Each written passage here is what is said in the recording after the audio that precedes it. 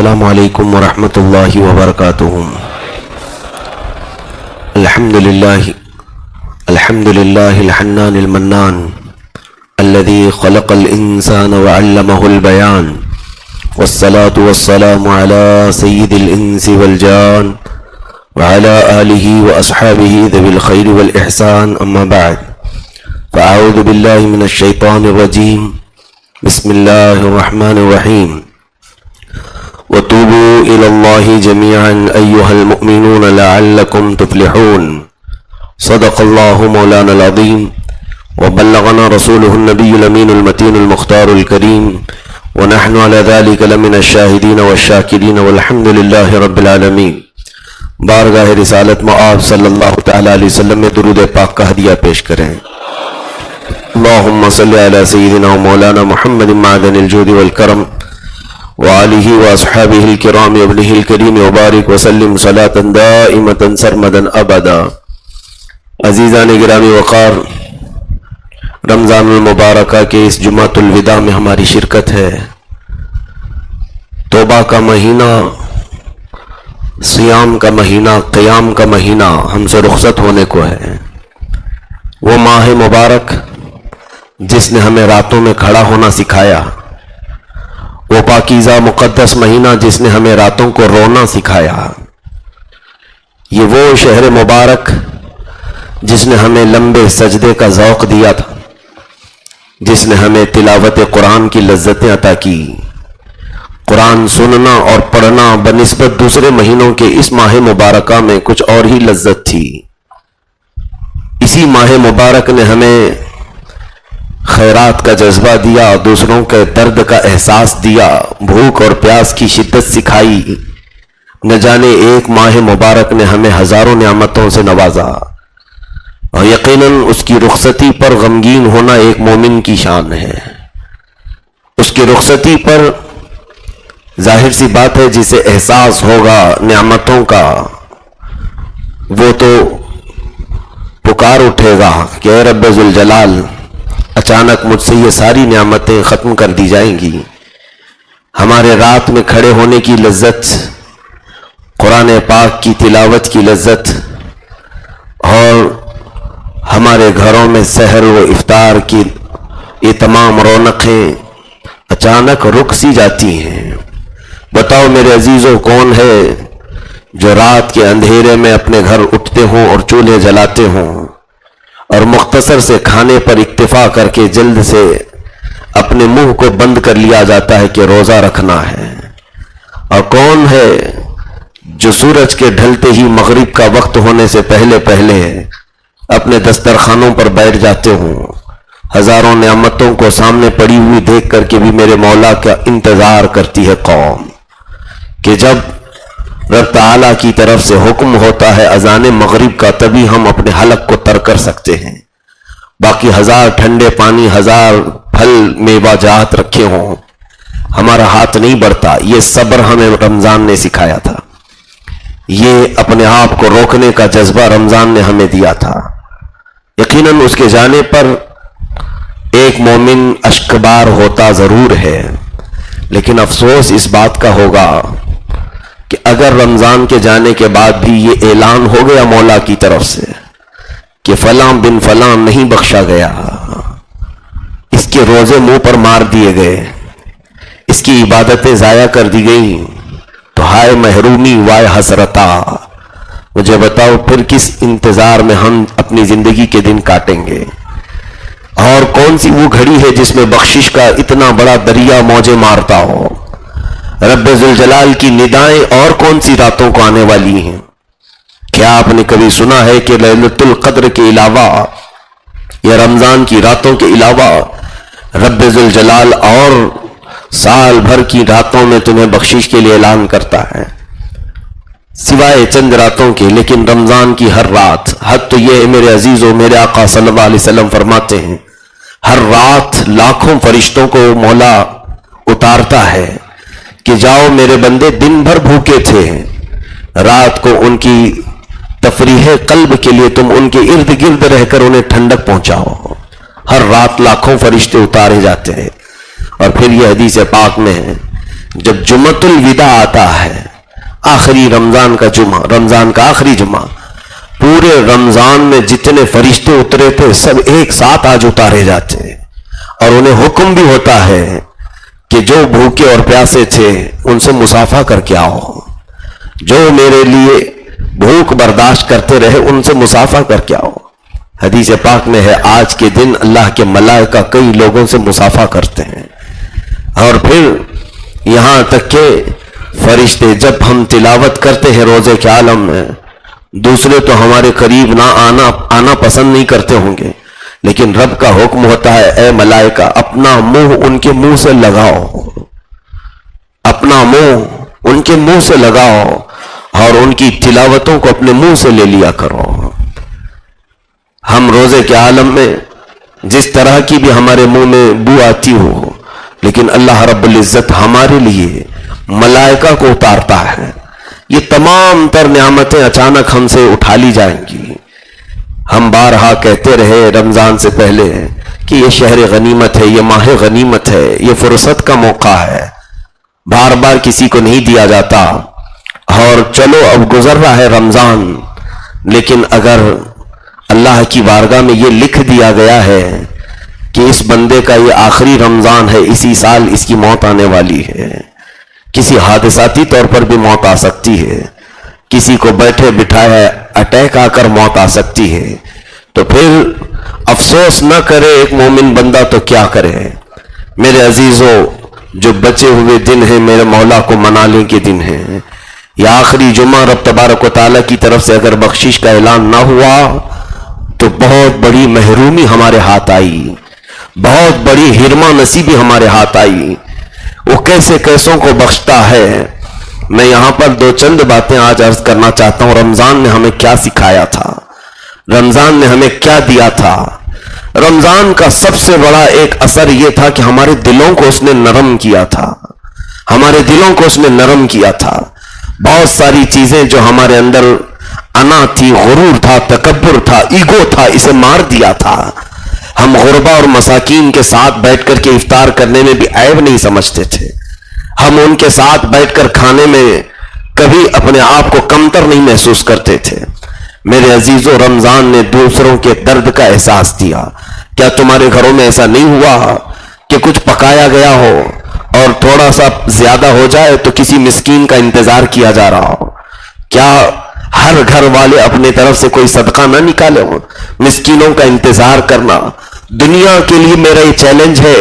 ہزاروں ویلفیئر سوسائٹیاں کیوں نہ ہو، بہت ساری ریلیف تنظیمیں کیوں نہ ہو، لیکن غریبوں اور مسکینوں کے درد کا احساس انہیں نہیں ہوگا، کیونکہ وہ نہ بھوکے رہتے نہ پیاسے رہتے ہیں۔ حقیقت میں اگر مساکین اور غربا کے بھوک اور پیاس کا احساس کسی کو ہو سکتا ہے تو مسلمانوں کو ہوگا، جو روزہ رکھتے ہیں، جن کی پیاس اور بھوک کی شدت انہیں بتاتی ہے۔ میرے عزیزوں، سیدنا عبداللہ ابن مبارک رضی اللہ تعالیٰ عنہ نے بہت بڑا میسج دیا تھا کہ رمضان المبارک کے لیے میں یہ خصوصیت کے ساتھ عرض کرتا ہوں، ہماری اصل عبادت دوسروں کا احساس کرنا، دوسروں کے لیے اپنے اندر فیلنگ محسوس کرنا۔ آپ حج کے لیے نکلے ہوئے تھے، عبداللہ ابن مبارک حج کے لیے نکلے ہوئے تھے، وہ برسوں سے پیسے جمع کر کے قافلے کے ساتھ جایا کرتے تھے، اونٹوں پر، گھوڑوں پر۔ آپ درمیانی راستے پر تھے، ایک جگہ جہاں آپ کا قافلہ پڑاؤ کیا، آپ دیکھتے صبح صبح کا وقت ہے، قریب میں کوئی غریب آبادی تھی، ایک جھوپڑی سے ایک چھوٹی سی ننھی سی بچی نکلی، 8 یا 9 سال کی بچی، وہ دوڑتی ہوئی آئی، کچرے کا ایک ڈھیر پڑا ہوا تھا، اس کچرے کے ڈھیر میں وہ کچھ سمیٹتی رہی اور ایک مری ہوئی چڑیا ملی، تو اس کے پر نوچ کر کے وہ آدھی چڑیا کھائی اور لے کر جانے لگی۔ ابن مبارک فرماتے ہیں مجھے تھوڑی سی گھن سی ہوئی کہ ایک مردہ پرندہ یہ بچی کیسے کھا رہی ہے۔ میں دوڑ کر اس کے پاس گیا اور اس سے پوچھا کہ بیٹا کیا تو مسلمان ہے؟ کہا ہاں، میرے آبا و اجداد مسلمان ہیں، میں مسلمان ہوں۔ کہا یہ مری ہوئی پرندے کو تو کیسے کھا رہی، چڑیا کو؟ تو اس چھوٹی سی بچی نے اپنا سر جھکا لیا اور کہا اے آنے والے بزرگ، بتاؤ جس کے گھر میں 8 دن سے کھانا نہ پکتا ہو، جہاں روزی آنے کے کوئی ذریعے ہمارے پاس نہ ہو، نہ ہمیں کوئی خیرات کرنے والا ہے، کیا اسلام اس بات کی بھی اجازت نہیں دیتا کہ جان بچانے کے لیے مردہ کھا لیا جائے؟ ابن مبارک فرماتے میرا دل دہل گیا. میں اس کے گھر جا کر دیکھا تو سارے کے سارے برتن سوکھے پڑے ہوئے ہیں. ایسا لگتا تھا کہ برسوں سے یہاں پر کوئی چیز آئی نہیں ہے, نہ کوئی اناج کے اثرات, نہ کسی پکی ہوئی چیز کی وہاں خوشبو. حضرت ابن مبارک نے کہا میں نے اپنے پوری جو حج کے پیسے تھے سب جمع کر کے اس بچی کی جھولی میں ڈال دیا. کہا بیٹا اس کو لو اور عیش سے جیو, جو ضرورت ہو کھایا کرو. بیچ راستے سے آپ پلٹ کر کے اپنے وطن آ گئے, حج کے لیے نہیں, حج کے لیے جا نہ سکے. واپس جب آئے تو بہت سارے لوگ جو حج کے لیے جا چکے تھے, پھر وہ حاجی جب واپس آئے لوگوں نے ان سے پوچھا کہ تمہارا حج کیسا ہوا؟ تو حاجی کہتے تھے ہمارے حج کا کیا کہنا, ہم تو عبداللہ ابن مبارک کے ساتھ عرفات میں تھے, ہم عبداللہ ابن مبارک کے ساتھ مینا میں تھے, ہم ابن مبارک کے ساتھ طواف کعبہ کر رہے تھے, ہمارے حج کا نہ پوچھو, ان کی دعاؤں کے سائے میں ہم نے حج کیا ہے. لوگوں نے کہا تم لوگ کیسی بات کر رہے ہو, ہم نے تو ابن مبارک کو حج کے موسم میں ان کے گھر میں دیکھا اور تم نے ان کے ساتھ حج کیسے کیا؟ یہ معاملہ بڑھا تو ابن مبارک کے پاس لوگ آئے, پوچھا کہ یہ لوگ کہتے ہیں کہ آپ کے ساتھ حج کیا اور آپ تو یہی تھے. آپ رونے لگے, میرا رب ذوالجلال بڑا مہربان ہے, میں نے ایک بچی پر کیا رحم کیا, اس نے مجھ پر ایسا رحم کیا کہ میری شکل کا ایک فرشتہ میرے لیے حج کے لیے بھیجا اور وہ ہماری جانب سے حج کرتا رہا. عزیزان گرامی, یہی عبداللہ ابن مبارک رضی اللہ تعالیٰ عنہ نے فرمایا اصل عبادت تو یہ ہے میرے عزیزوں, کسی کے درد کا احساس کرنا, کسی کے دردوں کے متعلق اپنے اندر فیلنگ لانا, اور یہ سب سے بہترین موقع رمضان ہمیں دیتا ہے. آج ہزاروں مساکین خوشحالی سے اپنے گھروں میں افطاری کر رہے ہیں, جو سال بھر ان کے گھر نہیں پہنچتے تھے آج ان کے گھروں میں وہ سب آ جاتا ہے. مجھے تو اس چیز کا درد ستاتا ہے کہ سب سے زیادہ اگر رمضان کے جانے کا کسی کو درد ہوتا ہوگا تو غربا اور مساکین کو ہوتا ہوگا, غریبوں کو ہوتا ہوگا, کیونکہ ان کے دسترخوان پھلوں سے بھر جاتے تھے, ان کے دسترخوان شربتوں سے بھر جاتے تھے. جہاں امیر شربت بناتا تھا غریب کو بھی دے دیتا تھا, جہاں امیر اپنے لیے پھل خریدتا تھا اسے انہیں بھی دے دیا کرتا تھا. امیروں کو کہاں احساس کہ رمضان جا رہا ہے, پیسے لیا پھر جو من کیا خرید لیا. غریبوں کو سب سے زیادہ احساس ہوگا کہ ہمارے گھروں میں اب اچھی خوشبو والے کھانے ختم ہو جائیں گے. میرے عزیزوں, رمضان المبارک کے جانے کا احساس کرنا یہ سنت رسول ہے. میرے آقا صلی اللہ تعالی علیہ وسلم بے اختیار رو پڑتے تھے. رمضان کے گزرتے ہی آپ کی ہچکیاں بندھ جاتی تھیں. صحابہ اکرام کے حالات یہ تھے کہ کچھ صحابہ اکرام بیمار ہو جاتے تھے, ان کی عیادت کے لیے لوگ آتے تھے. پوچھا جاتا تھا کیوں؟ کہا جاتا تھا کہ اچانک اب رب کے کئی دروازے ہم پر بند ہو رہے ہیں, کئی دروازے آج بند کیے جا رہے ہیں, تو اے لوگوں ہم بیمار نہ پڑے اور نہ روئیں تو پھر کیا کریں, ہم اپنے نصیب کو رو رہے ہیں. حضرت عمر ابن خطاب جن کی نیکیوں کا حال یہ ہے, مصطفیٰ کریم صلی اللہ علیہ وسلم نے فرمایا کہ آسمان کے جتنے تارے ہیں اتنے عمر کی نیکیاں ہیں, اس کے باوجود وہ عمر ابن خطاب عید کے دن سارے لوگ عیدگاہ کی طرف جا رہے ہیں, یہ پرانا لباس پہن کر کے گھر میں روتے ہوئے بیٹھے ہیں. رمضان گزر گیا ہے, رمضان چلا گیا ہے, اور آپ لوگوں نے آ کر کے پوچھا امیر المومنین سے کیا آپ اس وقت رو رہے ہیں؟ یہ عید کا دن ہے, خوشیوں کا دن ہے. سنو میرے عزیزو, ہم جو عید مناتے ہیں وہ امیر المومنین کی عید کیا تھی. کہتے ہیں اے لوگوں, عید تو اس کی ہے جس کے متعلق مولانا رب کی طرف سے یہ فرمان آیا ہوگا کہ اس کے روزے منہ پر مار دو, اس کی عبادتیں اس کے منہ پر مار دو. تو میری عید نہیں وعید ہے. میں اس خوف سے رو رہا ہوں کہ نہ جانے ہمارے روزے قبول ہوئے بھی ہیں کہ نہیں ہوئے. ہمیں کہاں احساس ہے, ہم تو اپنی خریداری میں مست ہیں. جو کچھ بھی روزے نہیں رکھا وہ بھی سب سے زیادہ شاپنگ میں مصروف ہے. جو کبھی تراویح نہ پڑھا وہ اپنے گھر کو سجانے میں مصروف ہے. میرے عزیزو, یہاں رمضان کے جانے کا احساس میں سمجھتا ہوں اس کو ہوگا جس نے پابندی سے تراویح پڑھی تھی, اس کو درد کا احساس ہوگا جس نے الف لام میم سے لے کر والناس تک قرآن سننے کے لیے دوڑتا ہوا آیا ہوگا, اسے رمضان کے جانے کا احساس ہوگا. جو فجر کی اذان ہونے سے پہلے پہلے مسجدوں میں قدم رکھتا تھا اسے رمضان کے جانے کا احساس ہوگا. جو اپنی سادی سی افطاری میں بھی رب کا شکر بجا لاتا تھا, صرف کھجور اور پانی پر مولا کے شکر بجا لاتا تھا، اسے رمضان کے جانے کا احساس ہوگا۔ باقی جن کے نہ روزے تھے، نہ تراویاں تھیں، نہ ان کی تلاوتیں تھیں، انہیں کیا ہے، رمضان ویسی ہے جیسے اور دن تھے۔ عزیزان گرامی وقار، آج میں صرف اتنی بات عرض کرنا چاہوں گا، ہو سکے رب تعالیٰ کے حضور دامن پھیلا لو، اور اب بھی وہ معاف کرنے پر تیار ہے، اب بھی وہ بخشش کا پروانہ دینے کو تیار ہے، اس لیے کہ ڈر ہے اس بات کا کہ ہمارا نام اس فہرست میں نہ آ گیا ہو جن کو اس سال اٹھایا جانے والا ہے، ان لوگوں کے نام میں ہمارا نام آ نہ گیا ہو جن کے پاس ملک الموت کو بھیجا جانے والا ہو، جن کی آخری سانسیں گنتی کی رہ گئی ہوں۔ عزیزان گرامی وقار، رب ذوالجلال کی بارگاہ میں مایوسی کفر ہے، اور بخشوانے والے ایسے ایسے لوگوں نے بخشوا لیا جن کے بارے میں ہم سوچ بھی نہیں سکتے۔ حضرت امام حسن بصری رضی اللہ تعالیٰ عنہ کے متعلق ایک بات ملتی ہے، ان کی محفل میں بیٹھے ہوئے لوگ اتنا روتے تھے کہ ان کی داڑیاں بھیگ جاتی تھیں۔ امام حسن بصری ایک بار رمضان میں بیان کر رہے تھے، سارے مجمع میں بیٹھے ہوئے لوگوں نے توبہ کر لیا۔ یہ دیکھیں رمضان میں توبہ کرنے کا ثمرہ اور نتیجہ کیا ہوتا ہے۔ ایک بندہ جو گناہگار تھا، عادت لت سی پڑی ہوئی تھی گناہ کی، ایسی کہ چھوڑنے سے چھوٹتی نہیں، توبہ تو کر لیا۔ امام حسن بصری کے دربار میں ان کی جب محفل ختم ہوئی، رات کا اندھیرا چھایا، اسے نشے کی عادت تھی یا کچھ گناہ کی عادت تھی، وہ پہاڑوں کی چوٹیوں میں جا کر چھپ کر گناہ کرنے کے لیے نکلا۔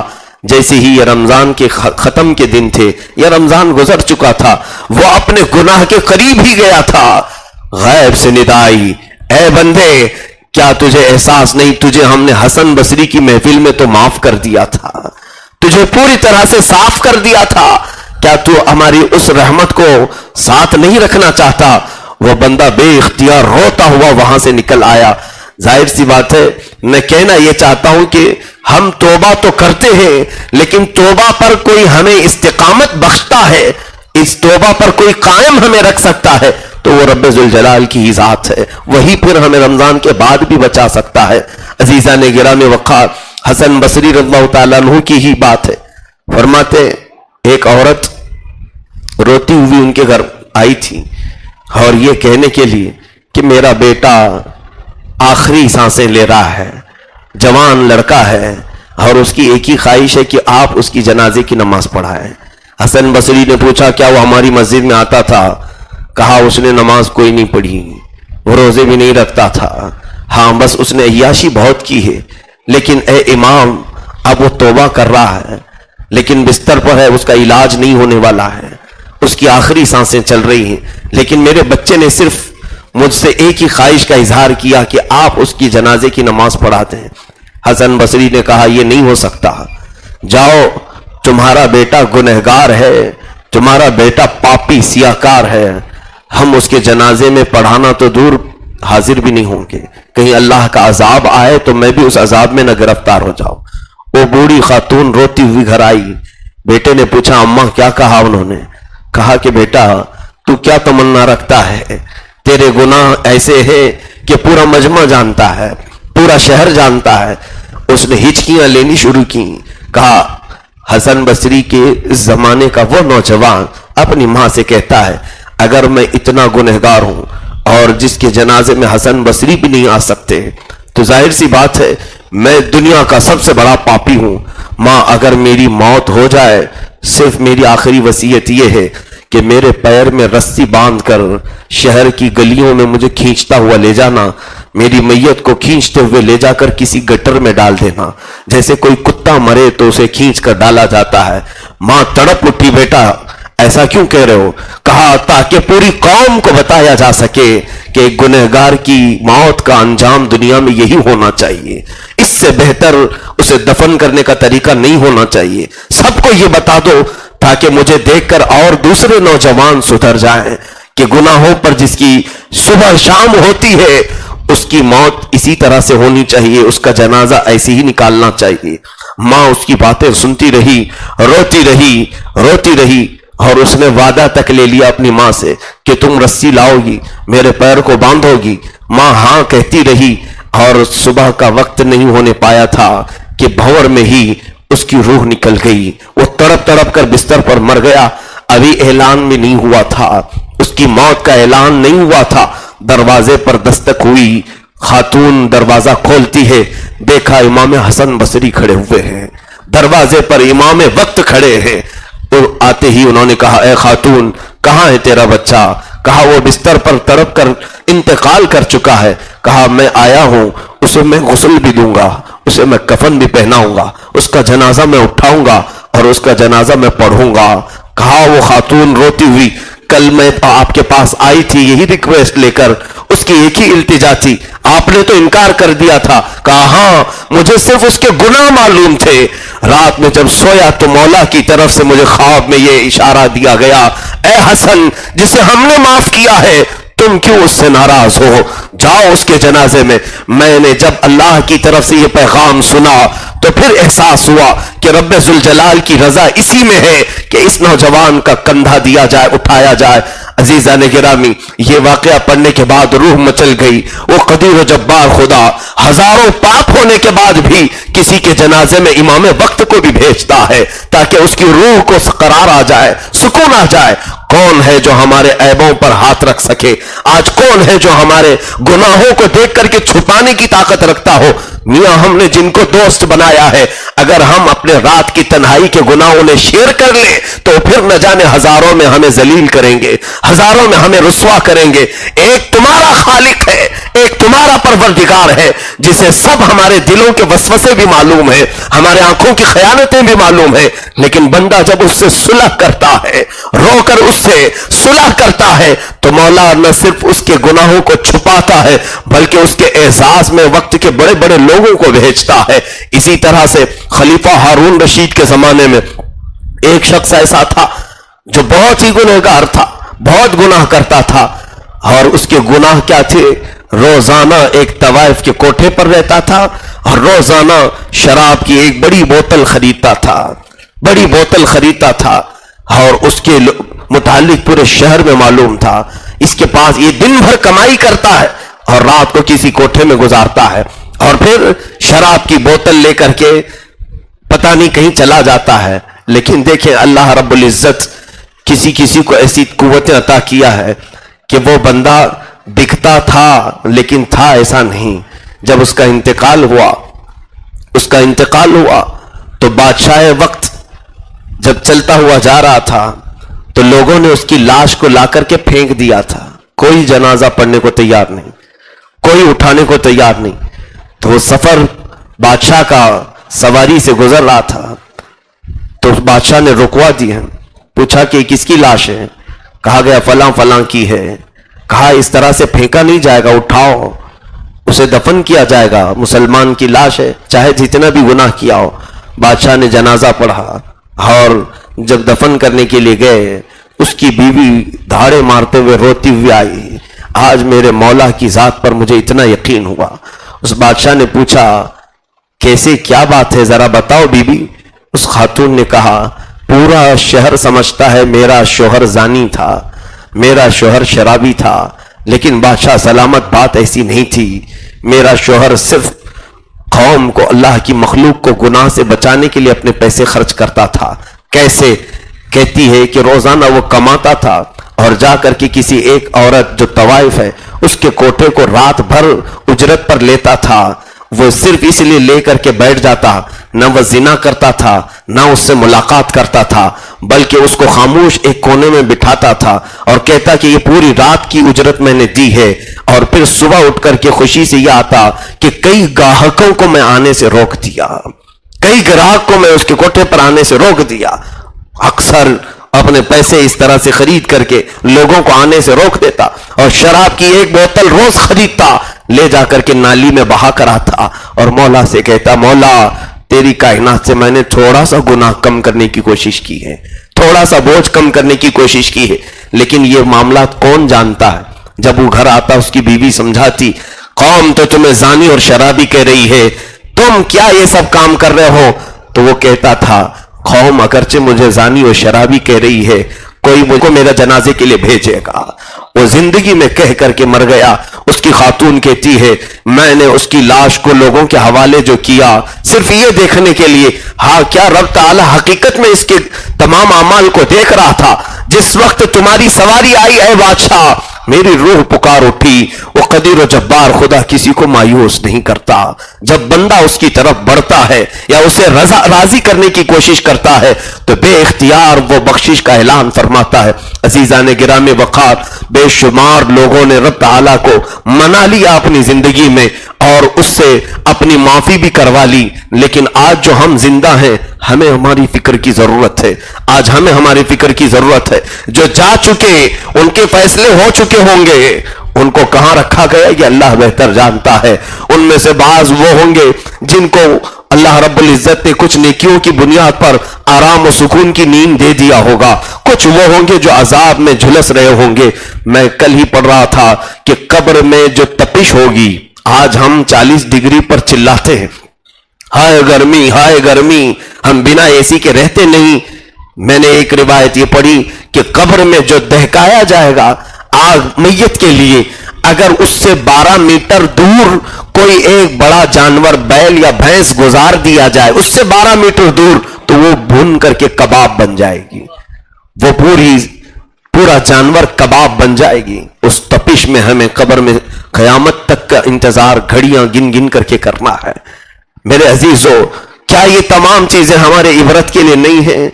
اب بھی اگر وہ نوجوان قوم جنہوں نے گناہوں کو اپنا مطمئن نظر بنا رکھا ہے لذتوں کو یہ سمجھ رکھے کہ یہی کل زندگی ہے آنکھیں صرف ہمیں عورتوں کو تارنے کے لیے صرف ان کے حسن و جمال کو دیکھنے کے لیے جو یہ بے لذت گناہ ہمیشہ ہمارے لیے ایک زخم چھوڑ جاتا ہے. عزیزان گرامی وقار رمضان المبارک میں ہم نے بہت کچھ سیکھا تھا. صبح سے لے کر شام تک ہم نے حلال بیویوں سے بھی دوری اختیار کر رکھی تھی. شہوت سے بھی ہمیں ان روزوں نے بچا رکھا تھا. قرآن پاک جو کبھی نہیں پڑھتے تھے وہ قرآن کو اٹھا لیے تھے ہاتھوں میں لے لیا تھا. کیا ہماری اسی مسجد میں نہیں دیکھتے آپ روزانہ گھنٹہ 2 گھنٹہ تک مسجد گونجتی رہتی تھی تلاوت قرآن سے. اور وہ بچے بھی جنہوں نے قرآن کبھی زندگی میں پورا ختم نہیں کیا وہ آج کل ختم قرآن کے قریب ہے. روزانہ ایک ایک پارہ پڑھتے آئے اور کل ان کا ختم قرآن بھی اللہ وہ محفل نصیب کرے. میرے عزیزو 1-2 نہیں تقریباً 200 یہاں پر 300 اوپر اور عورتیں یہ سب قرآن پڑھنے کا جو ماحول کس نے ہمیں دیا؟ اسی پاک مہینے نے اسی پاک رمضان نے. اور پھر اس کے جو برکات ہیں اس کے اور جو انعامات ہیں اس میں ایک یہ ہے یونیٹی اس نے دیا تھا ہمیں اتحاد ہمیں دیا تھا. ہم نے ایک دوسرے سے جھگڑنا چھوڑ دیا تھا. ہم ساتھ میں بیٹھتے تھے ساتھ میں اٹھتے تھے. دوسرے دنوں میں دل سخت ہوتے ہیں رمضان میں دل نرم کر دیے جاتے ہیں. ہم ایک دوسرے کو معاف کرنے کا جذبہ بھی سیکھتے ہیں. یہ تمام چیزیں ہمیں رمضان نے عطا کیا تھا.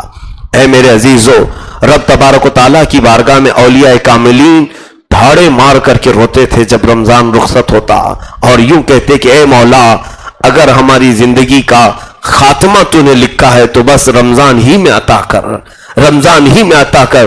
روح جب تن سے جدا ہو ماہ رمضان دن جمعہ ہو دوپہر سے دن ڈھلا ہو لب پہ جاری یہ صدا ہو. ہم تو یہ دعا کرتے ہی ہیں کہ باری تعالی ہمیں ماہ پاک میں موت نصیب فرمائے اور جو اس رمضان میں انتقال کر گیا اس کے لیے میرے آقا صلی اللہ علیہ وسلم کی بشارت عظمیٰ ہے کہ مولا اسے قبر کے سوالات سے محفوظ رکھتا ہے. اسے قبر کے سوالات نہیں کیے جائیں گے اور اس کے لیے آسانیاں ہوں گی. یہ سب احسانات یہ سب برکات رمضان کی ہیں. تم 1 رکعت پڑھتے تھے مولا 70 گنا اس کا ثواب. تم 1 روپیہ خیرات کرتے 70 بڑھا کر کے دیے جاتے. کیا بعد رمضان یہ سب ملنے کو ہے؟ ہم جس چیز کی بھی نیکیاں کر رہے تھے ہمیں 2 گنا نہیں 6 گنا نہیں 70 گنا مل رہے تھے ہر چیز. ہائے افسوس ہم نے کھیلوں میں اس رمضان کو گزارا ہے. ہم نے اوقات کو ضائع کیا ہے. ہم نے رمضان المبارک کو ایسے ہی کیئرلیس کیا ہے جیسے اور دنوں کی طرح. ان لوگوں کا کیا ہوگا جو رات بھر کیرم کھیلنے کے لیے رمضان کی راتوں کو لائٹنگ کرتے تھے؟ ان لوگوں کا کیا ہے جو پورے رمضان المبارک میں رات صرف شب باشی کرتے ہوئے اس لیے گزارتے کہ آؤ چند لوگوں کی غیبت کریں چند لوگوں کی برائیاں سنیں، ان کے لیے یہ رمضان وعید بن جائے گا۔ قیامت کے دن جس کے حق میں، جس کی شفاعت کرنے کے لیے رمضان آ گیا، پھر اسے جنت میں جانے سے کوئی روکے گا نہیں۔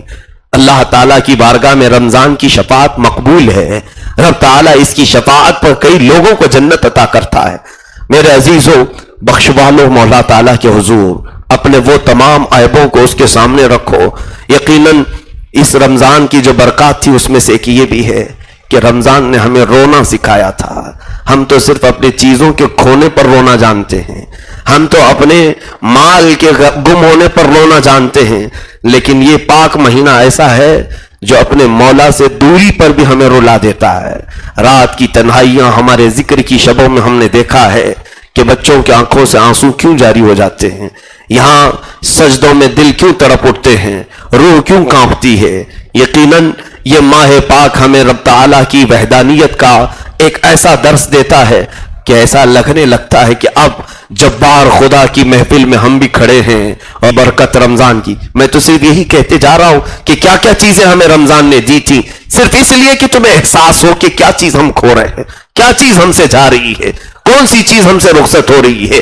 رمضان نے ہمیں ایک چیز اور خاص دی تھی، وہ یہ ہے بار بار دعا کرنا، بار بار مانگنا، رب تعالیٰ سے بار بار سوال کرنا۔ اتنی دعائیں کون سے مہینوں میں کی جاتی ہیں؟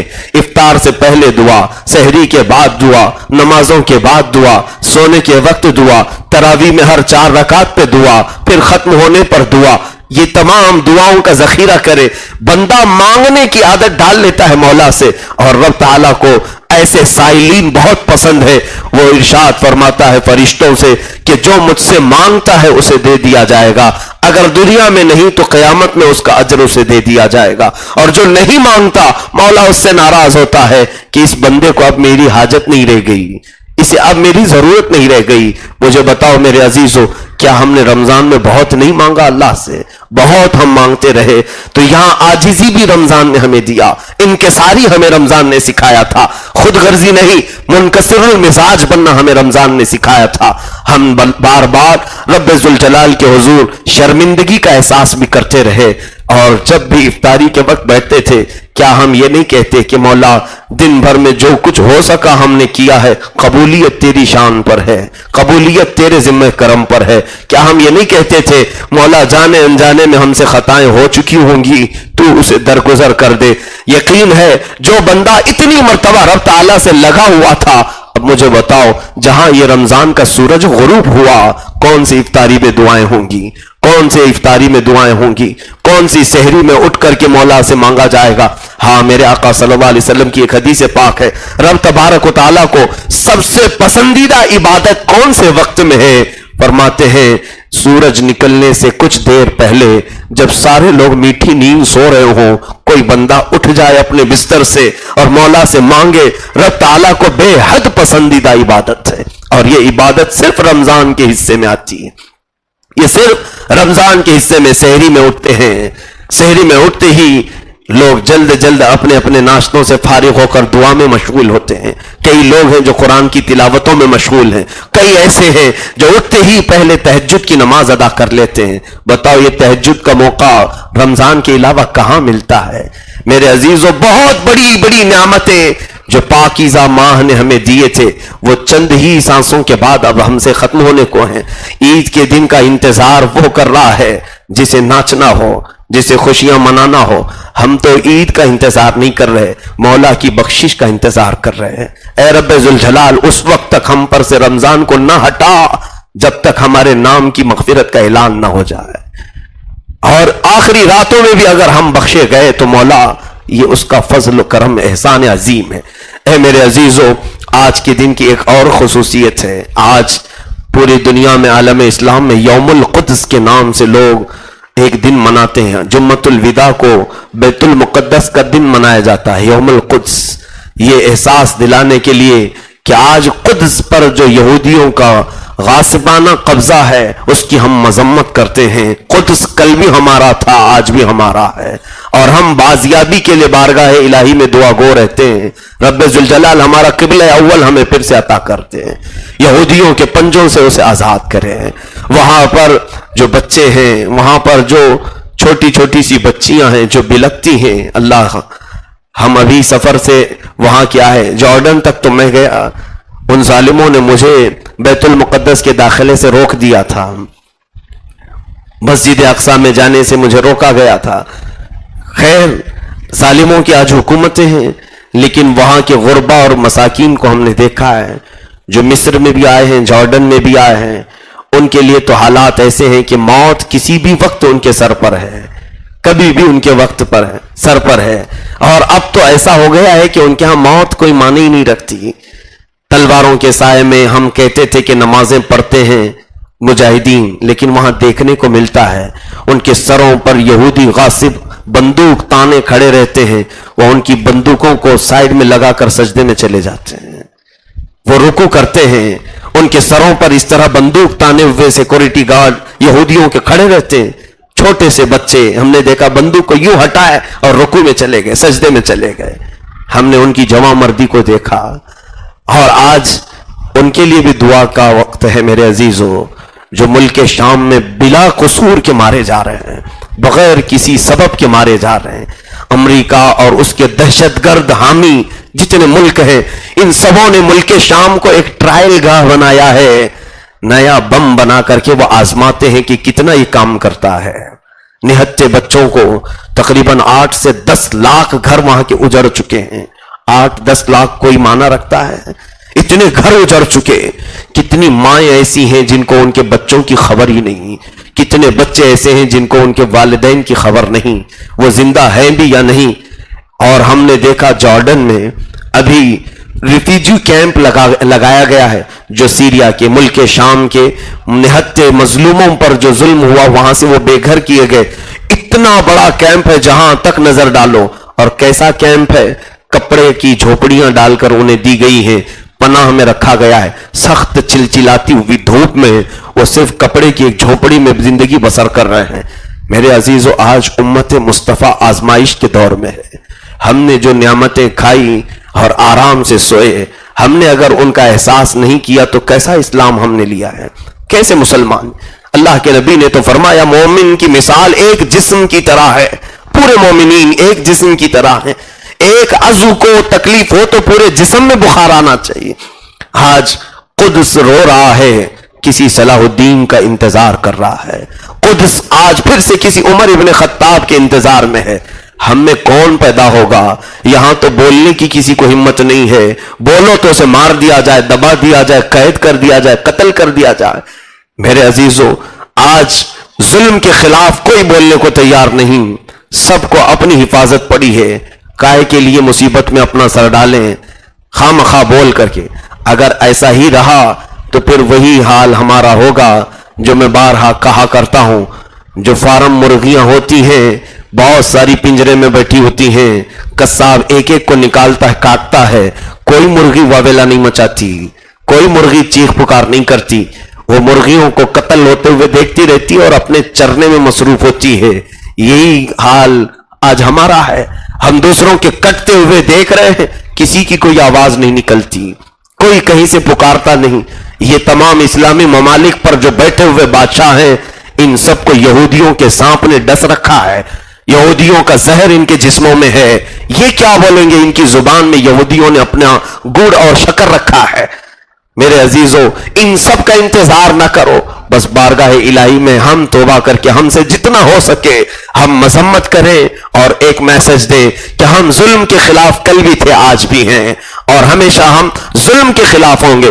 چاہے ظالم ہم میں سے ہو، چاہے ظالم کسی اور کمیونٹی سے ہو، ہم ظلم کے خلاف ہیں. مسلمانوں میں اگر کوئی ظالم کھڑا ہوا اس کی بھی ہم مذمت کرتے ہیں، اور اگر کافروں میں سے کوئی ظالم کھڑا ہے اس کی بھی ہم مذمت کرتے ہیں.